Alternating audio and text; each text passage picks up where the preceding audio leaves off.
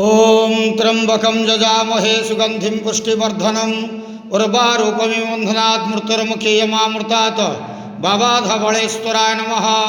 दीपं यदि परं ब्रह्म दीपं यदि जनार्दनः दीपहरतु मे पापो पूजा दीप नमस्तुते।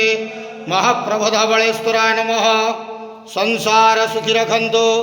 आज पवित्र शुभ शनिवार रे समस्त श्रद्धालु भक्त मानक आश्रीपद करंतु। समस्त श्रद्धालु भक्त मानकर मनस्कामना पूर्ण करंतु।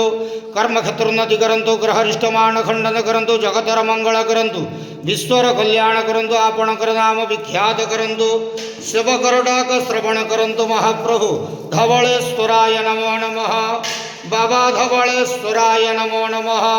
संसार सुखी रखंतु आनंद जवार हरि बोलो। आज शुभ शनिवार रे समस्त श्रद्धालु भक्त मानक आश्रीपद करंतु आनंद जवार हरि।